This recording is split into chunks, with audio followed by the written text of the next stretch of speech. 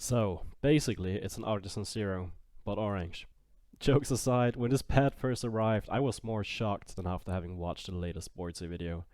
Not only was I blown away by the color, but even my girlfriend started quivering because of its stunning appearance. As on every other Artisan mousepad, the below surface stitching is absolutely immaculate, and the pawn base will make sure that you're the one to blame when blatantly missing your shots in-game. I genuinely think that nobody would realize this being a mousepad if they were to see it hanging on the wall at the Louvre in Paris, because this thing is just fucking beautiful. If you've actually never used an Artisan Zero before, think of it like a SteelSeries QCK, but made by Japanese people who actually give a shit about what they do. I'd say it's a really well-balanced medium, a perfect middle ground, where everything is doable, even though it certainly shines the most in tech FPS and more static scenarios. But honestly, it's really just a do-all pad, like it's the jack of all trades. It can really handle anything. If you're on a faster pad and want to step down a bit, this is a really great option. With many other control pads, the difference in speed is much more vast. This is in no way, shape or form anything close to mud pads like the Razer Gigantus, but much more tracking friendly and not as tuggy as other control pads. So the pad that I own that compares best to the Zero is my Hayato Atsu I have here.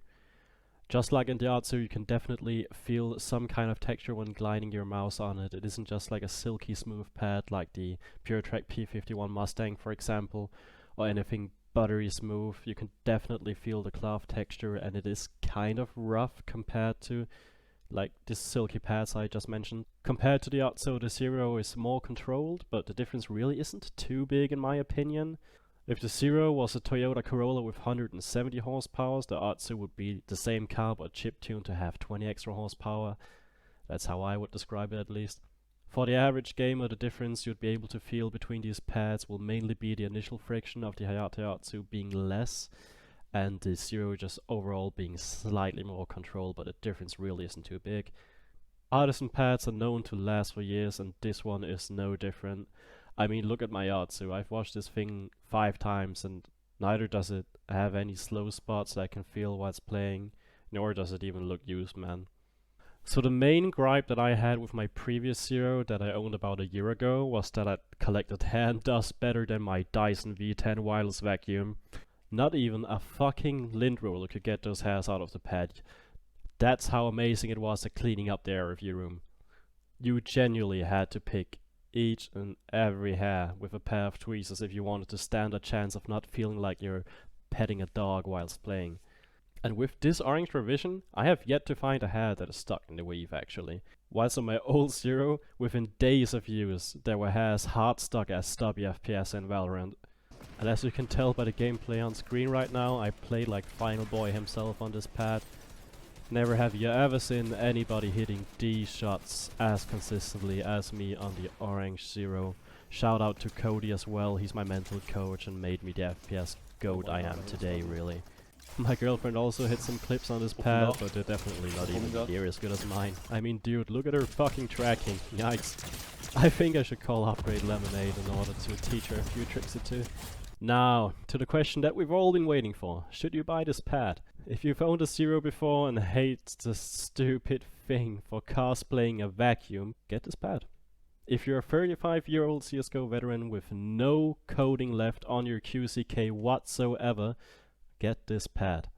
If you're stuck on a mud pad or aren't satisfied with your pad because it's too fast, you really can't go wrong with this pad. It's just a jack of all trades, and if you don't really own many mouse pads and don't really know what you're actually into in mouse pads, just get this thing, honestly. However, I would not recommend getting the orange Zero only for its color, even though that's literally what I fucking did, because at this point there are just so many other pads that are basically the same quality and everything, and you probably already own something that is kind of similar to this. But if you don't, man, go ahead. And the price for this pad is actually really decent now since the yen has fallen so much. This pad only cost me 50 Swiss francs, which equals to about 55 euros I think.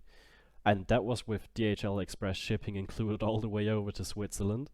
And that is actually pretty nuts. But the price will certainly vary depending on where you live and if you have to pay for import fees and so on. For those people who actually want to go ahead and buy this pad, if it's even in stock, It will be the first link down in the description, since so many of you guys still don't know how or where to order an Artisan pad after all these years. Anyway, thanks a ton for watching. My next video will be about the super clear Pulsar X2 Mini. Yeah, I can't believe I still haven't tried an X2 Mini at this point. If you guys want to ask me anything about Mousepads or any other peripherals, I'll be live on Twitch right after this video goes live, so come over and hang out. Also, if you're interested in having your Twitter timeline spammed with all the latest and greatest peripheral news, make sure to follow me there. Peace out.